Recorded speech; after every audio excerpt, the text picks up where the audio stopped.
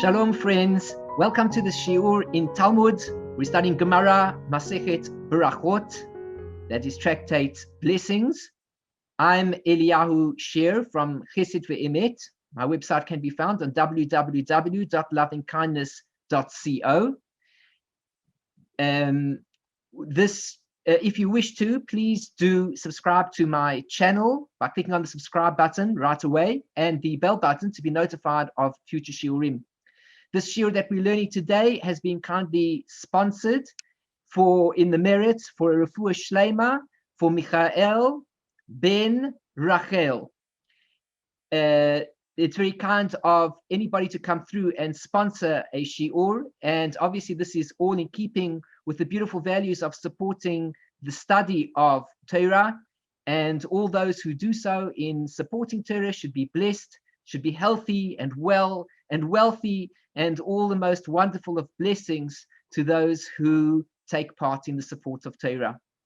So we're studying Brachot, and we're learning from the Koren Talmud Bavli edition, which we see in front of us over here.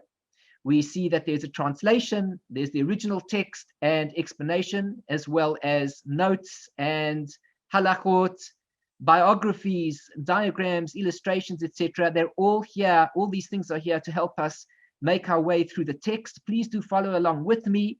If you feel I've missed out on something, click the pause button and scroll through the page as you see it in front of you. Read through the notes while I'm discussing the issue, or just press pause and read through and keep up with whatever it is that we're doing. And if you notice that there's something I might have said incorrectly, please feel free to take note of it and let me know in the comments at the end of the shiur. We're up to page Chaf Gimel Amud Aleph, Chaf Dalet Amud Aleph, right at the very end of the page. We're right here at the very end, moving on to Chaf Dalet 24 Amud Base.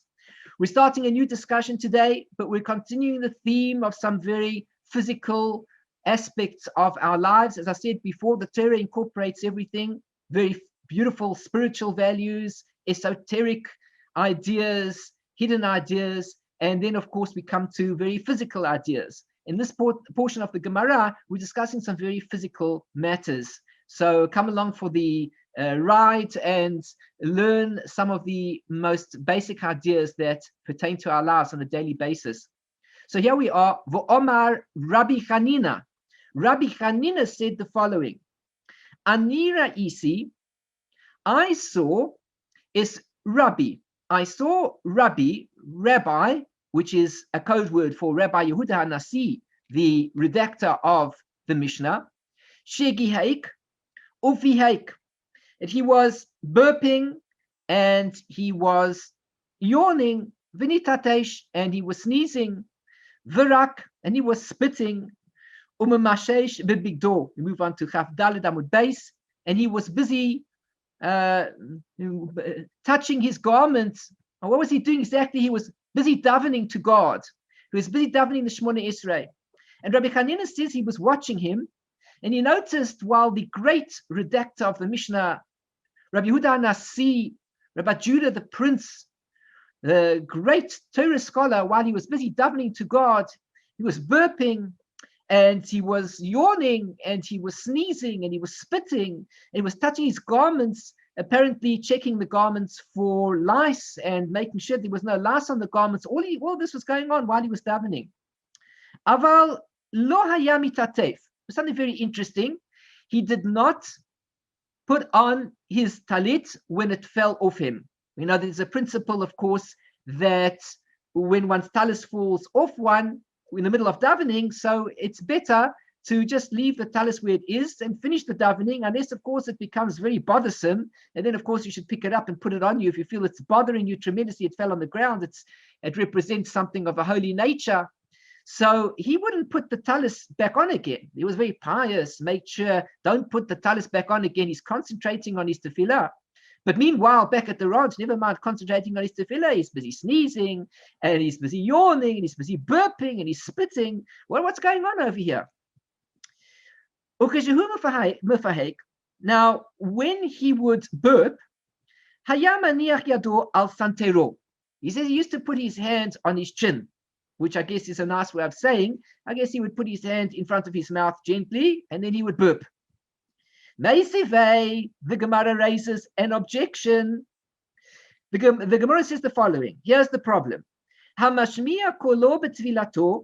person who lets his voice sound out loudly while he is praying, such an individual is of those who are of little faith. God is all around us.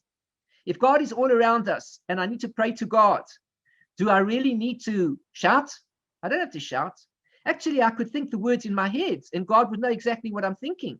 Actually, I don't even have to think the words, practically speaking, because God knows already what's in my soul.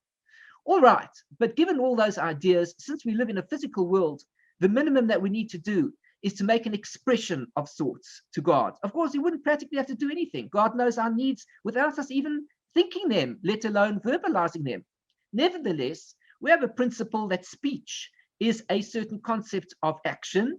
And therefore, when we're praying to God, when we're asking for something, it's important at the very least to express it with our lips. Please, God, grant me wealth. Please, God, grant me a healing, whatever the case may be, grant me a shidduch, whatever the case may be. We need to express it with our mouths.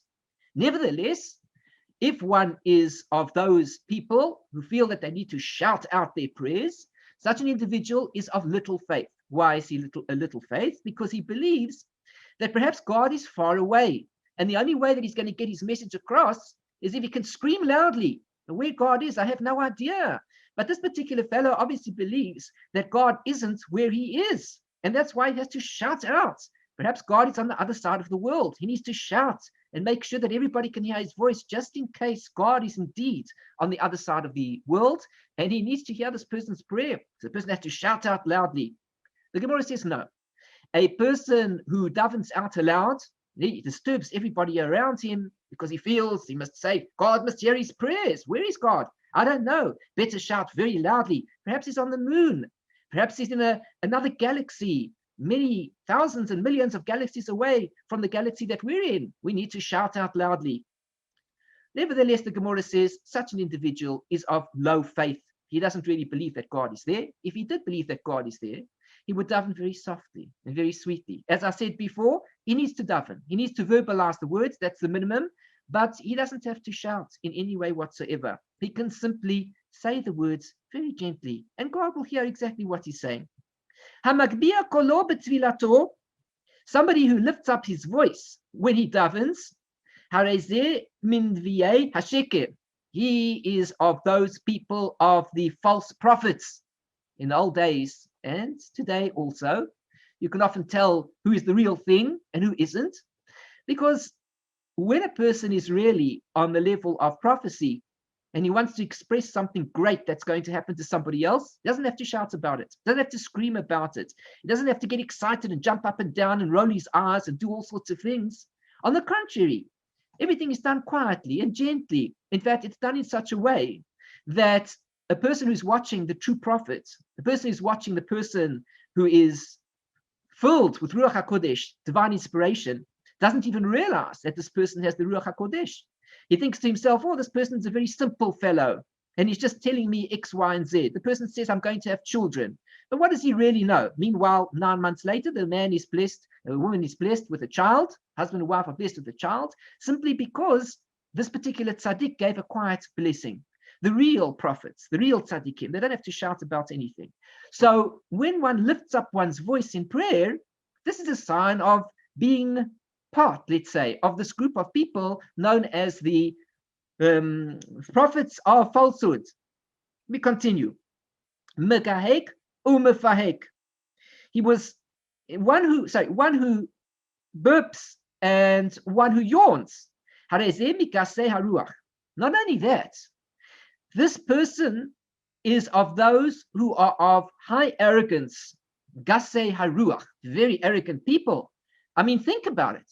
You're busy davening to the King of Kings. You can imagine the scene here. You're davening to the King of Kings. Imagine you're davening to the King, a King of flesh of blood. And while you pray to this King, while you ask him for your request, you say, Almighty King, burp. And then you say, Almighty King, shoo. Oh, mighty King, yawn. Can you imagine such an attribute that a person would have in front of a king of flesh and blood? All the more so when a person is in the presence of God and he realizes that it is quite an arrogant thing to, in the middle of prayer, begin sneezing and begin yawning and begin burping. It's just not appropriate. Hamitatesh betvilato. Now, the first part of this particular teaching says to us that the one who does these things, that is the burping and the yawning, this is a person who's arrogant. However, hamitatesh bitfilato, let's just see a second, somebody who sneezes in his prayers, siman ralo, it's a bad sign for him. Now, it doesn't say that he's arrogant in any way. Apparently, the sneeze has come upon him because it is a sign. It is a sign of sorts to indicate that something bad is going to happen to him. A person who sneezes while he prays, it is a sign of something bad. V'yeshomrim, and some say, nikar, it is recognizable, one can see, shehu melchoar, that he is ugly in some way. What does he say? It is clear that he is repulsive. Well, that's what he says. Harak betfilato, somebody who spits in front of the king, ki'ilu rak bifnei hamelech. It is like, if somebody who is spitting in his prayer, it is like he is spitting in front of the king. So these are very important ideas. We need to take this with us into the next part of the discussion.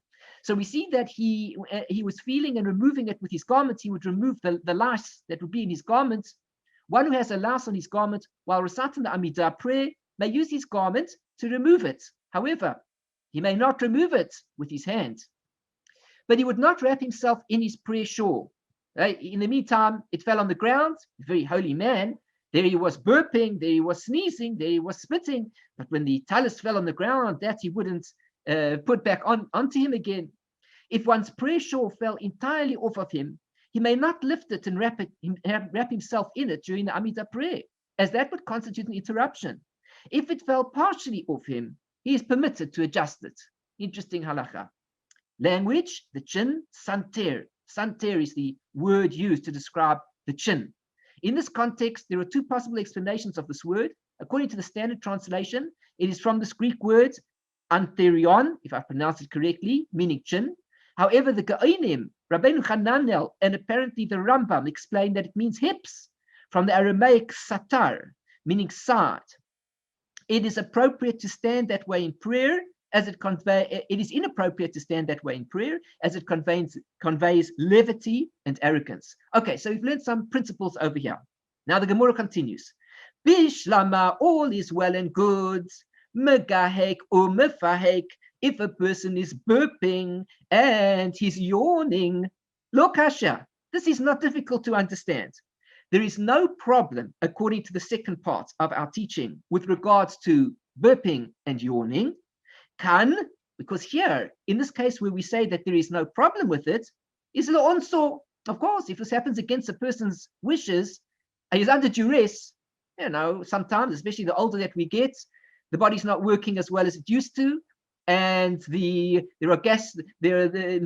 are all sorts of gastric gases inside our bodies and reaching up into our throats, and eventually the next thing you know, we're burping. Well, it's not really with our wishes. It's a bit of heartburn, and suddenly we're burping. It's not really with our wishes to do this. So it's against our will. And such an individual is not to be considered to be arrogant. Likewise, when we speak about yawning, if indeed a person only slept 2 hours the previous night and he's davening shachris, we learned throughout the entire night, and he just got 2 hours of sleep, he's davening shachris, and he yawns, chances are the yawning is not out of arrogance, it's because he's totally exhausted. He had a heavy night of study.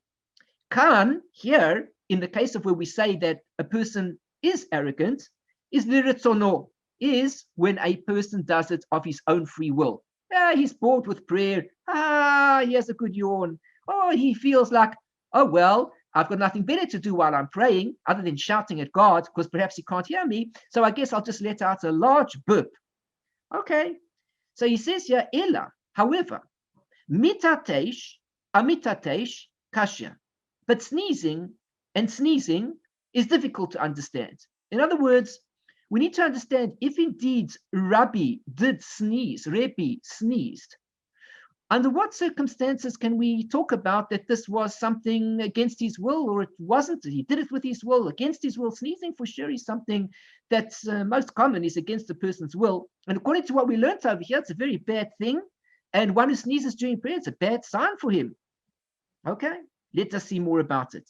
Mitatesh amitatesh nami lo kasha. The Gemara says sneezing and sneezing is also not a difficulty, which means to say there are different types of sneezes. One sneeze which is bad, and another sneeze which is okay. Wait a second, maybe it's even good. Not only okay, one type of sneeze is good, one type of sneeze is bad.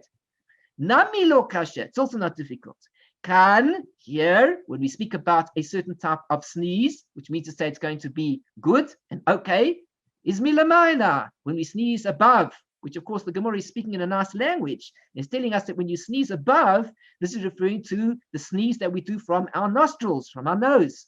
Kan, here, when sneezing is considered a bad sign for a person, oy vavoy, watch out. Kan, milamata, here is when a person sneezes from below. And you can use your imagination if you want to work out how that sneeze happens.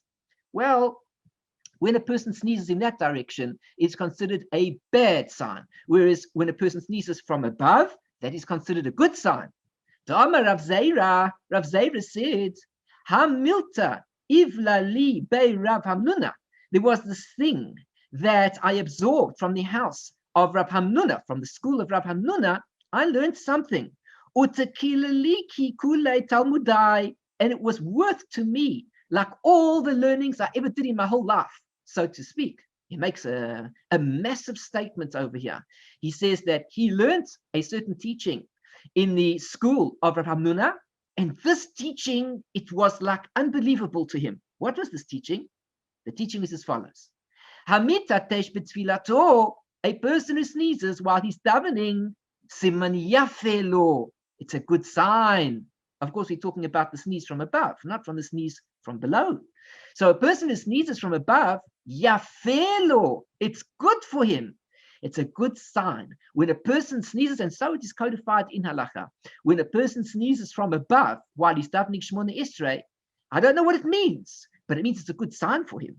Kashem she'osim lo nachas ruach milamata, just as he gets nachas ruach from below, which means in this world, when the person sneezes, a wonderful feeling. Everybody knows it.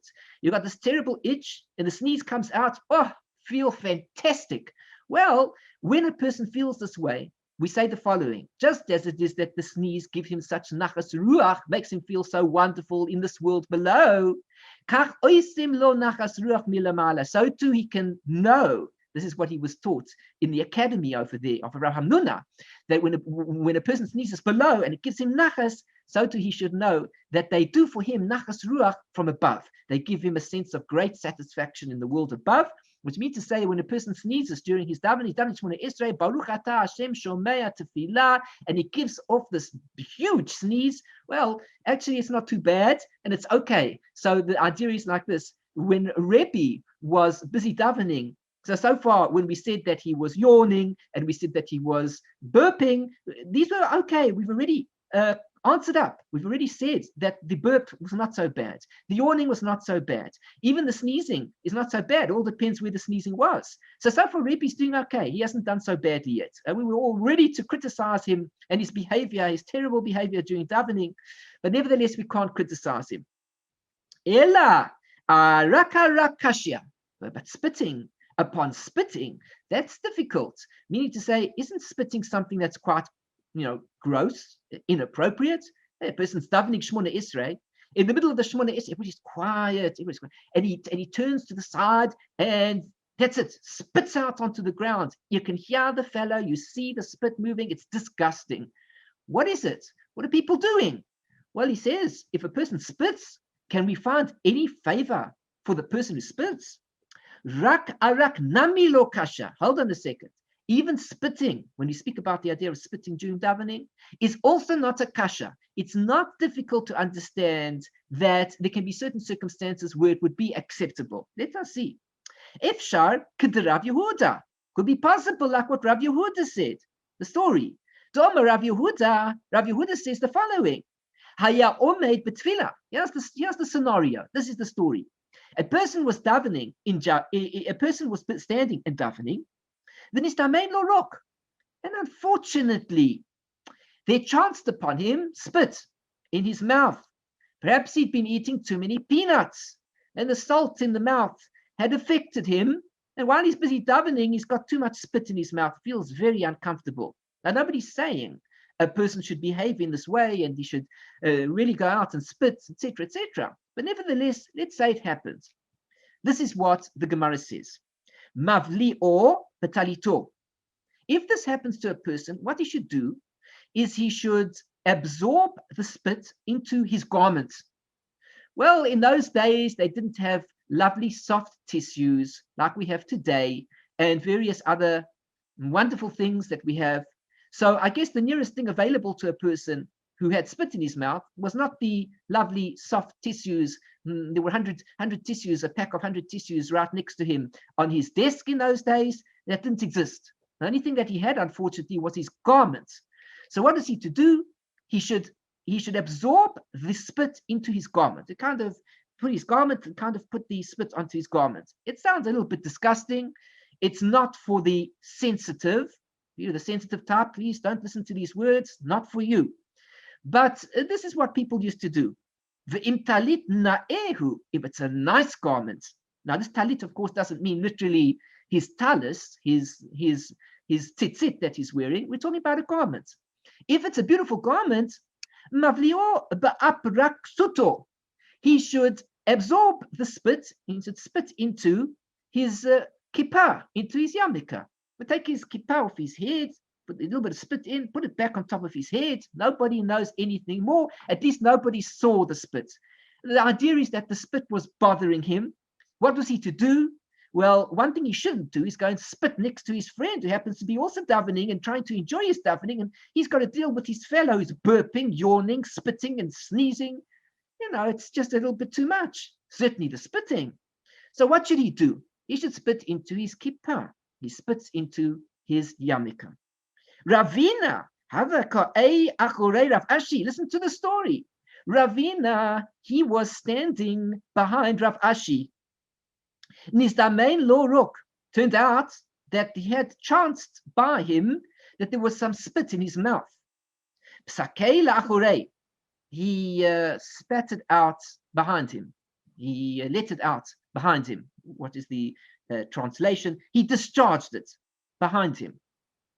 So at least nobody had to see what it was. He turned around and nobody got to see this disgusting act. Omar lei, so he said to him, Lo sava la mar laha Rav Yehuda. Doesn't the master hold about this teaching of what Rav Yehuda said, as we've just studied now together? Mavli'o ba'aprak suto. He should absorb it up. He should spit it out, in other words, into his covering, his head covering. Omar lei, so he says to him, Ana anina data'ai. I am of a very sensitive, I'm a delicate person. I'm a very delicate person. Delicacy, it's like I don't want to put the spit into my kippah and then put the kippah back on my head again. It's disgusting. So what did he do?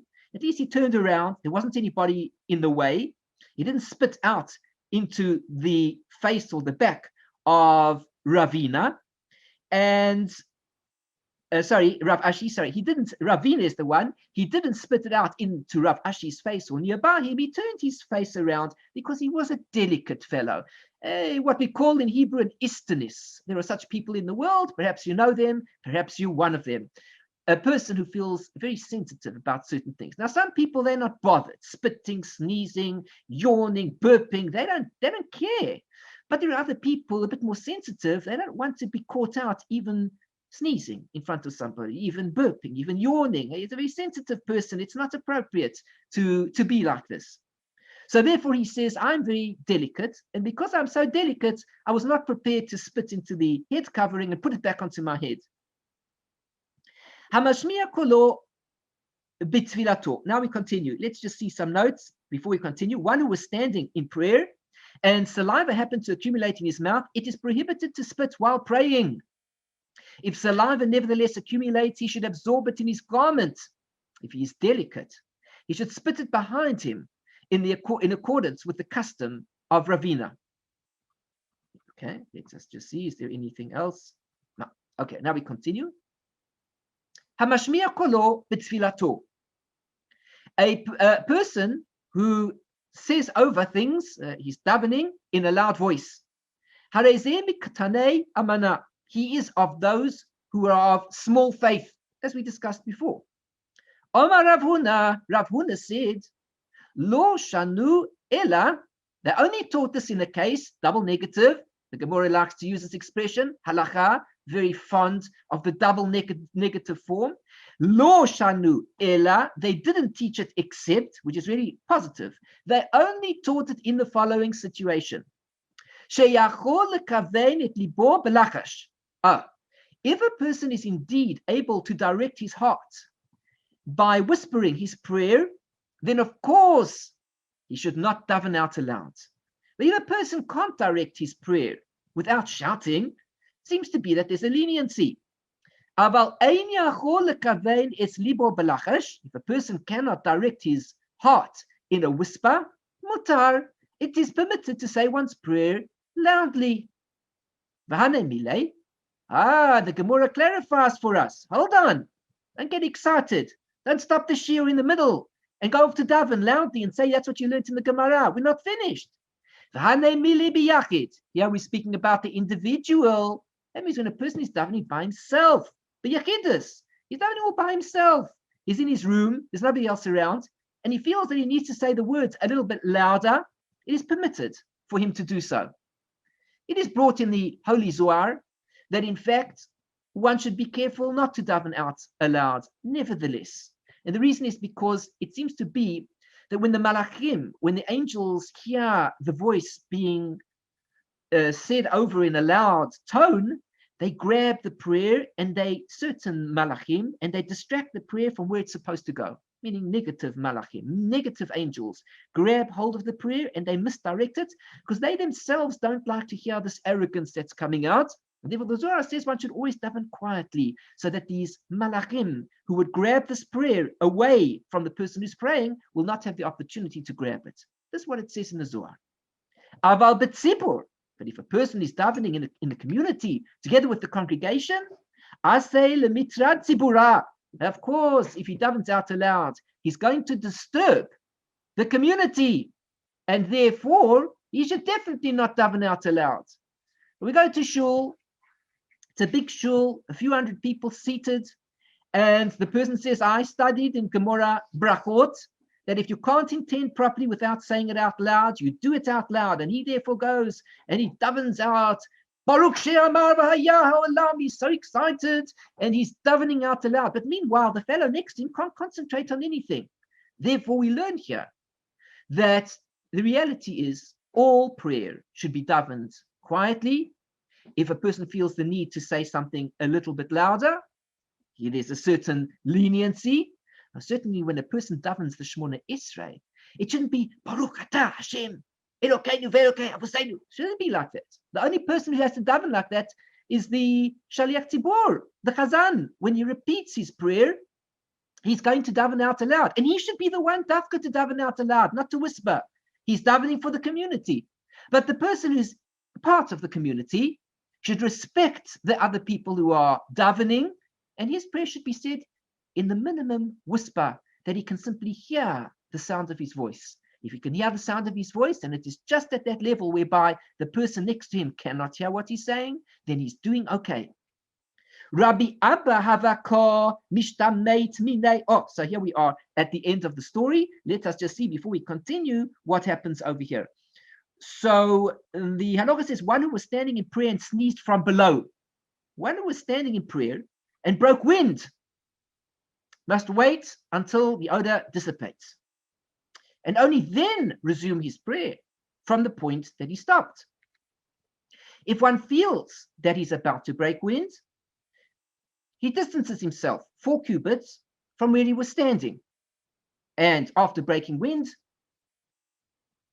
waits until the odor dissipates. Before reciting, and he says these words, Master of the universe, you have formed us with many orifices and cavities. Our disgrace and shame in life are clear and evident before you, as is our destiny with maggots and worms. Only then does he return to the place that he has been standing and resume his prayer. Now we see over here, just like a person goes to the bathroom and he says, Asher Yatzar, also when he's davening, turns out that if he's got some problems, got too much gas, and this leads to breaking wind, therefore, when a person is in the situation, he should therefore be careful, and in fact, he has to be very humble about the situation. Only then does he return to the place that he'd been standing and resume his prayer. The Ramah notes that this applies specifically to one who is praying at home. However, one praying in public need neither distance himself nor recite Master of the Universe, as that would exacerbate his embarrassment. Of course, you can imagine what would go on during prayer. If this was a story that happened to everybody, all fulfilling the halakha, people would be davening next to each other. And each time this would happen, somebody would stand back a little bit, and the other person would stand back. Everybody would know what's going on over here. Everybody would feel embarrassed. So, of course, to avoid this terrible situation, the custom, of course, is not to do this. And nobody knows what's really happening at the time. Rather, the custom is that he waits until the odor dissipates and resumes his prayer, says the Rambam and the Shulchan Aruch. Okay, manners during prayer. It is prohibited to belch or yawn while praying. If one yawns involuntarily, he covers his mouth with his hand. He should not place his hand on his chin, as that is the conceit of the arrogant. This is an act of conceit. Put on the chin. Hi, he's having a good yawn, but he puts his hands on his chin instead of putting his hands on his mouth. This is conceit. This is not by any means humility. The Gemara continues with a fascinating teaching over here. Many people are unaware of this amazing teaching, very strong opinion over here. Rabbi Abba, Hava ka mishtamet minei to Rabbi Yehuda. Now, Rabbi Abba was avoiding Rabbi Yehuda. Actually, he was about to take leave of him. And he didn't want to see him. What was his aveira? They didn't want to be caught doing. Is that he was on his way. He wanted to leave to go to the land of Israel. They were in Bavel, of course. And Rabbi Abba was on his way to the land of Eretz Israel. And he didn't want Rav Yehuda to know what he was about to do. To honor Rav Yehuda. Because Rav Yehuda says, listen to these amazing words. Kol ha'oile mi Bavel le'eretz Israel. Anybody who makes aliyah, says Rav Yehuda, anybody who goes up from Bavel to Eretz Israel, oiver ba'asei, he transgresses a positive mitzvah. Wow. Rav Yehuda came and he spoiled the whole process of aliyah, and he comes to teach us that anybody who makes aliyah, he says, is transgressing a positive mitzvah. Do not make aliyah, he says, sheneemar. Because how do we know that? Because the verse says, Bavela yuva'u v'shama yu ad yom pokti osamnu Hashem. The verse from the book of Yirmiyahu, of Jeremiah, chapter 27, verse 22, says, they shall be taken to Babylonia, and there they shall remain until the day that I recall them, said the Lord. What was Yirmiyahu telling us, the Jewish people at the time? He said Hashem was angry with the Jewish people. He said Hashem has put you into Galut and sent you into Bavel. And Yirmiyahu says, stay there.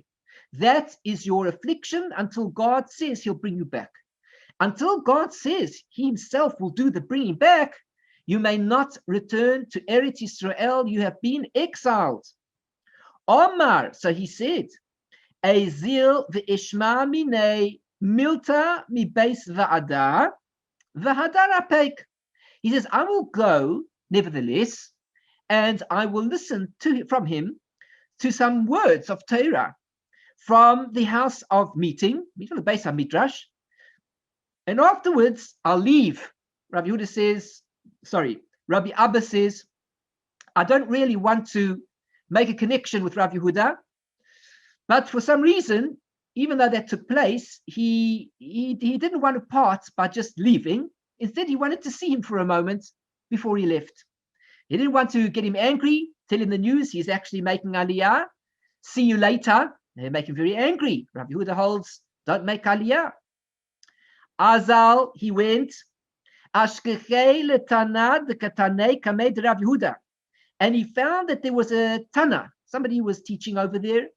He was teaching in front of Rabbi Yehuda. And this is the following teaching that he said. Guess what? The teaching that he was hearing is the very teaching that we're discussing in our Gemara.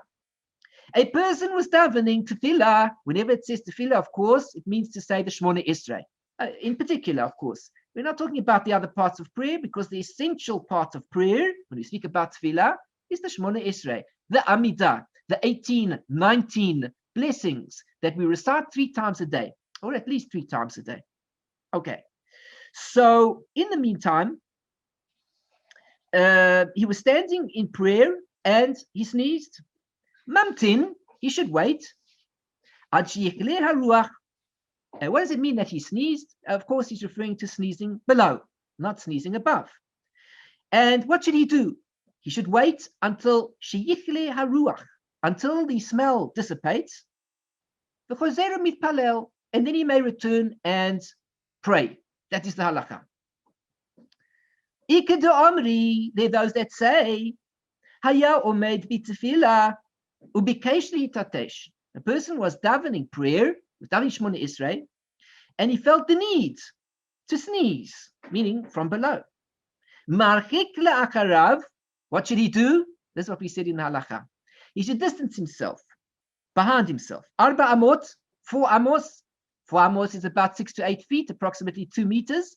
He should walk away approximately 2 meters. As you know, could be in today's times, as we're saying, if people would follow this halakha, exactly what he's saying, a lot of people be walking up and down all the time while they're davening. Maybe that's why people walk up and down all the time. Who knows? Anyway, he must distance himself 4 amos, and he sneezes. Umamtin, and he waits until the smell dissipates and disappears. And then he returns and prays. And he should say, meaning when he takes the steps backwards, he should say, Ribono shel olam, Master of the universe, Yitzartanu nekavim, nekavim chalulim, chalulim, sounds like the words that we know about when we go to the bathroom, very similar words. You have formed us with openings and openings and cavities and cavities. Galoi v'yadu lefanecha, it is revealed and known before you. Chirpaseinu, our shame, uklimaseinu, and our embarrassment, b'chayenu, in our lives, ubachriseinu, rima v'toleya, and our end is worms and maggots. This is what a person says. He's in the middle of davening, something happens, or he feels the need, in other words, for something to happen, and something happens. He steps backwards and he makes this blessing as he would bless when he goes to the bathroom. And he says to Hashem, you've formed us in this way. And if we weren't formed in this way and our bodies weren't working correctly, of course, we would be very unhealthy. Well, actually, it's no different here. A person's body makes various gases. And if those gases are not removed from the body in a healthy manner, the person will be very sick. Nevertheless, as we all know, it is an embarrassing thing.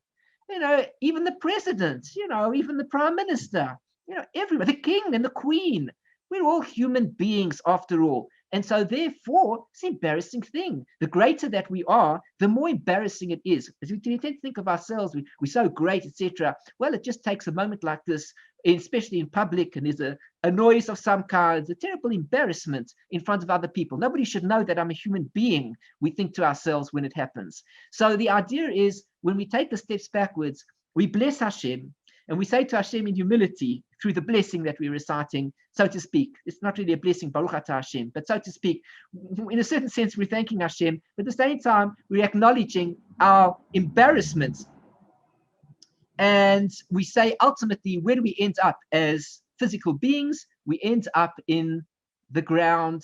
That is our end. As a body, that's where we end up.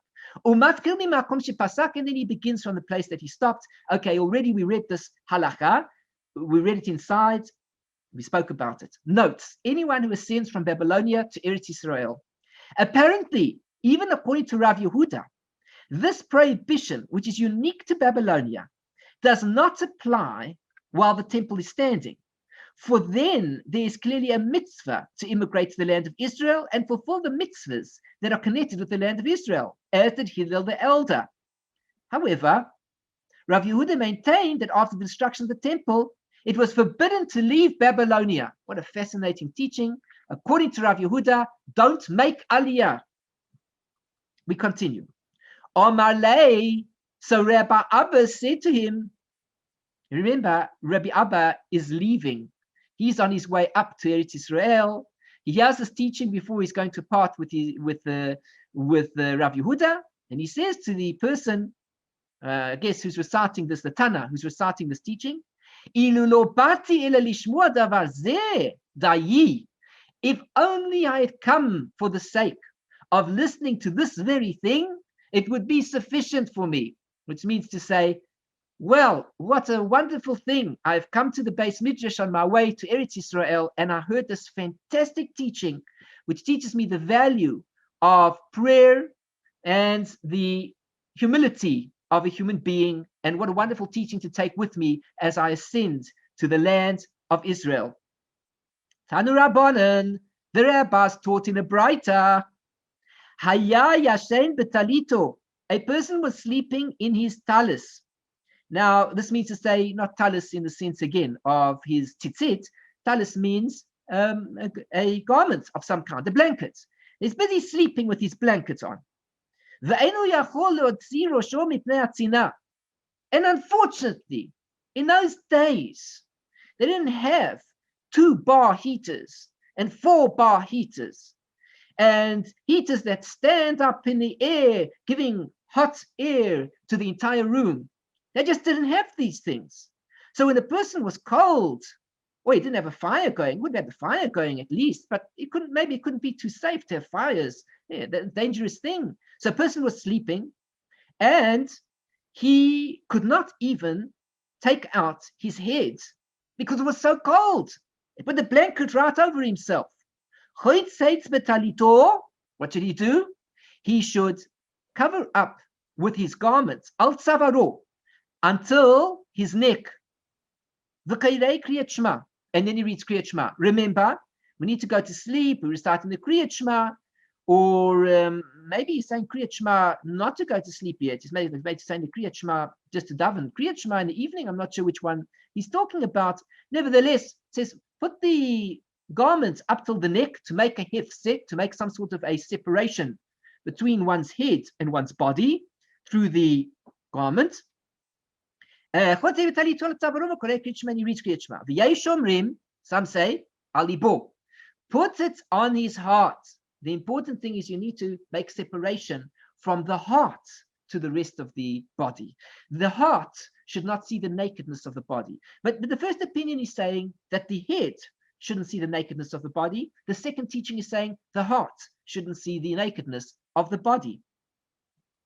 The Tanna Kama says, the first teaching over here, teacher of this teaching we're saying, hold on a second.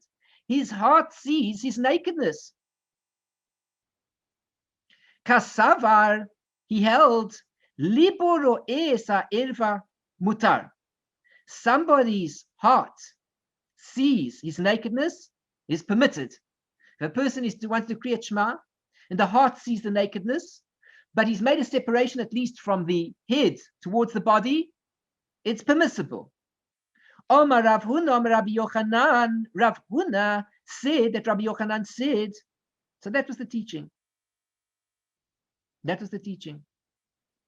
Rav Huna said that Rabbi Yochanan said, Hayam halech b'mavuot hamatunafot. A person is walking in dirty, polluted alleyways Yeah, busy walking through the streets, and they're dirty.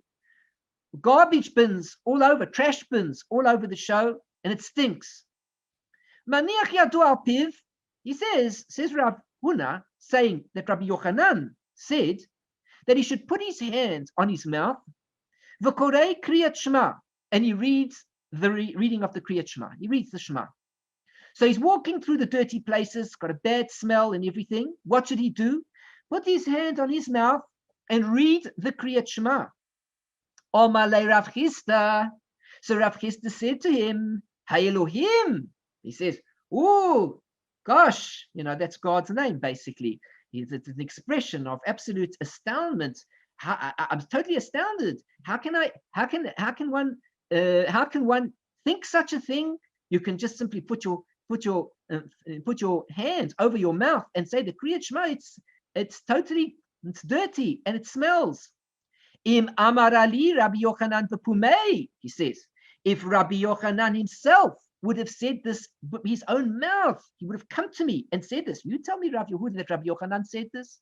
But if Rabbi Yochanan himself had said it to me with his own mouth, Lord, I would not have listened to him. If I had met Rabbi Yochanan one day, and Rabbi Yochanan said to me, listen, if you're passing any dirty trash bins along the way and you need to say Kriyat Shema, just put your hands on your mouth and continue reciting the Kriyat Shema. I would not have listened to him. Crazy. Ikado Amri, there are those that say, Omar Rabba Baba Chana, Omar Rabbi Yeshua ben Levi. Some say the teachings as follows. That Rabba Baba Chana said, that Rabbi Yeshua ben Levi said the following teaching. A person was walking along these polluted, dirty alleyways, these passageways outside.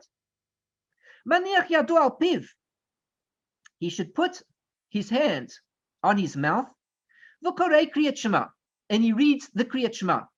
Meaning, what's different about these two teachings is that the first teaching was told that Rabbi Huna said, that Rabbi Yochanan said. The second teaching says it wasn't there. It was Rabbi Baba Chana who said that Rabbi Yeshua ben Levi said this. Amalei Rav Chisda. Rav Chisda said, same rabbi, Elohim, goodness, crazy. Im Amarali Rabbi Yeshua ben Levi. If Rabbi Yeshua ben Levi himself, Bapumei, would have said this, Lord Sayesna Lei, I would not have listened to him. Crazy teaching. You're telling me that this rabbi said, that rabbi said, I tell you, if that rabbi himself was here, he would never say such a thing, because if he would say it to me, I would not even listen to him. So what are you telling me such teachings for? Crazy. Umi amar Rav Huna hachi. Hold on a second. The Gemara says, did Rav Huna really say such a thing? Rav Huna said that Rabbi Yochanan said this. The Gemara says, no ways. Did he really say it? V'ha amar Rav Huna. But didn't Rav Huna say, Talmid Chacham, a wise student, Asur lo la'amod bimkom hatinofet. He should not even stand in a place of dirt, pollution. Why? When a person is a Talmid Chacham, you know what he's got going on in his head? Thoughts of Torah. A person who engages in Torah study all day, you know what he thinks in his head all day? Only the words of Torah. A person who watches TV all day is watching the latest soap operas and the latest series programs, the latest movies. When he stands still, what's going on in his head? Oh, the latest movies, of course. He's thinking about all the characters. That's what goes on in his head. But when a Torah scholar is standing somewhere, just standing, he's thinking words of Torah in his mind all the time, because that's all that's on his mind. Therefore, Rav Huna says that a Talmid Chacham should not even stand in a place of dirt, because he's going to come to think words of Torah, and even thinking words of Torah in a place of dirt should not be done. No kasha. So let alone that you should be able to even stand the chance of putting your hands on your mouth and recite the Kriyat Shema as you pass through the dirty area. I mean, you can't even stand there and think words of Torah. Lo kasha. The Gemara says not difficulty. Don't worry about it. You misunderstood the teachings going on here. Kan be'omed. Here we're speaking about a case when a person stands. Kan be'mahalech. Here we're speaking about a case of a person when he's going. Of course, a person shouldn't stand in a dirty place. Then you'd be thinking words of Torah all the time, and that's not appropriate. But if a person is moving somewhere, he's moving past the dirt, there's a kind of leniency here that he can put his hands on his mouth, and as he walks through the dirt, he then says the words of the Kriyat Shema. And perhaps he puts his hand on his nose and his mouth, covering both of them, so that he shouldn't smell the bad smell as he's reciting these words as well. Perhaps that's even a better way of thinking about it, not just that the words should be covered, but the entire face should be covered as he walks through. The Gemara continues, Mi amar Rabbi Yochanan hachi. Remember the word me in Gemara almost always never means who, like in Hebrew. It means question. And did Rav Yochanan really say this? Meaning, we're quoting that according to this, Rav Huna said that Rabbi Yochanan said this. The Gemara says, did Rabbi Yochanan really say that? Hold on a second. V'ho amar Rabba Baba Chana, Omar Rabbi Yochanan, but didn't Rabba Baba Chana, didn't he say that Rabbi Yochanan said, not in accordance with what we're saying now in the previous teaching, B'chol makom, in every place, mutar leharher b'divrei Torah, a person might think, he's permitted to think, he's allowed to think, words of Torah, according to this teaching that was said, that Rabbi Yochanan said, that Rabbi Baba Chana says that Rabbi Yochanan said, he said what? That in every place it is permitted to think words of Torah. Chutz mi beis hamerchatz umi beis hakisei, with the exception of being in a bathhouse or in a toilet. So according to this teaching that we're learning here, it's a contradictory teaching to the previous one. In the previous teaching, Rabbi Yochanan said, when you walk through a trashy area and it smells and who knows what, put your hand over your mouth and recite those words. Well, that's very interesting because according to Rabbi Yochanan in this other teaching, he says that actually it is permitted. Oh, and in the other teaching over here, we see that one could even think words. Oh, we shouldn't think words of Torah. You shouldn't even think words of Torah in a dirty place. But in this case, Rabbi Yochanan says everywhere it is permitted to think in the words of Torah, chutz, with the exception of Beit Merchat or Beit Hakisei, a bathhouse or a toilet. V'chi tema, and should you say, if you want to say, hachanami, so to hear, kan be'omed, kan behamalech. Maybe this is what we should say. In one case, we're talking about where one stands, and in another case, we talk about when one is walking. Let's just see this inside here. So we see over here that Rabbi Yochanan permits to recite Shema in a case. The idea is, if you say here too, there is a distinction between the two cases, we can say the following. Here, Rabbi Yochanan prohibited contemplating Torah in a case where one is standing. Here, Rabbi Yochanan permitted to recite the Shema in the previous example in a case where one is walking. Inni, is that so? Says the Gemara. Is that so? V'ho, Rabbi Abahu havaka zil batrei Rabbi Yochanan. Listen to the story. Rabbi Abahu was going he was walking behind him, Rabbi Yochanan. The same Rabbi Yochanan that's teaching us when you walk through a particular area, you should put your hands on your face, on your mouth, and then you can recite the words. And now this fellow was busy reading the Kriyat Shema. Rabbi Abahu was reciting the Kriyat Shema. When he arrived at these dirty places, these alleyways, whatever it was, he was quiet. Amar le Rabbi Yochanan. He said to Rabbi Yochanan, Lahechan Hadar, can you please tell me, Rabbi, since already I was quiet when I moved to this area, where should I return to?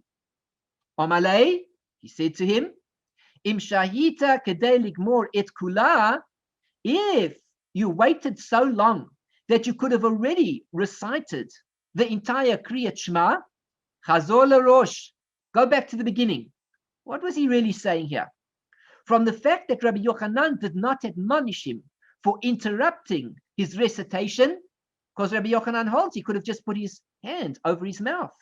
Apparently, he too prohibits reciting Shema while walking through a filthy alleyway, meaning the teaching is coming to teach us that maybe Rabbi Yochanan also holds that it's correct not to recite the Kriyat Shema when one is walking through a dirty area. Haki ka'amar lei, this is what he said to him. Ledidi, for me, lo sevirali, I don't hold like that. Ledidach, for you, the seviralach, that you hold that way. Im shahita kedelig moret kulachas v'larosh. If indeed you have waited long enough to finish the whole Shema, then return to the beginning. As far as I'm concerned, says Rabbi Yochanan, you could have easily have said it. But as far as you're concerned, you felt it was better not to recite it. And so you didn't. And you asked me, Ashana, what should I do? And I told you. I didn't reprimand you for it. Not because I want to say you're doing right or you're doing wrong, but because I respect your opinion. If you feel that you didn't want to recite it, all is well. When you come to the other side, well, if you could have finished the Kriyat Shema, you must recite it from the beginning again. Let us just take a look at these notes before we end off. The approaches of Rav Huna and Rav Chisda, the differences in approach between Rav Huna and Rav Chisda appear to parallel those that were stated above with regard to disagreements about prayer in a place of nakedness or filth.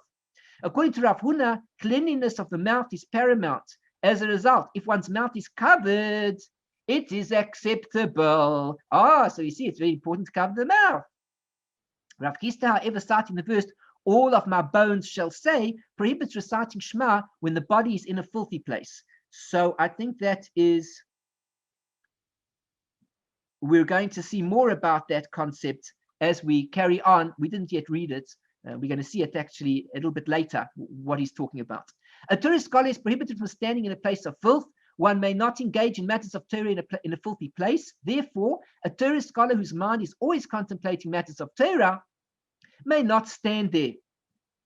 One is permitted to contemplate matters of Torah everywhere, except in those two places we spoke about. One is prohibited from even contemplating matters of Torah in the bathroom or bathhouse, or in any filthy place in which there is feces and the like. One who is walking in filthy alleyways may not recite Shema. One is prohibited from reciting Shema in a filthy alleyway.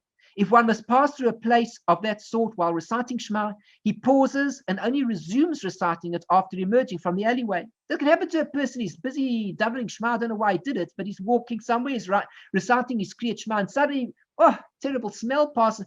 Immediately he has to stop his Kriyat Shema. Some say that when he emerges, he must recite it from the beginning. Even though Rav Huna was more prominent than Rav Chisda, the halacha is ruled in accordance with Rav Chisda's more stringent opinion, since most of the Amoraic statements cited in the Gemara were based upon it. Now we see in a picture, as I said before, what's so nice about learning from this Koren Talmud Bavli edition that we're learning from is that we see some pictures that help us understand the scenarios we're talking about in a bit more detail. This is the Beit HaMerchatz. Now the bathhouse in those days was not a bathhouse of today, which of course is also a bathhouse, meaning that you're going to the bathroom and there's a bath there and there's a shower there and there's a toilet there. But in those days, the bathhouse was divided up in various sections, and there were various halachot that pertained to the various sections that one found oneself in.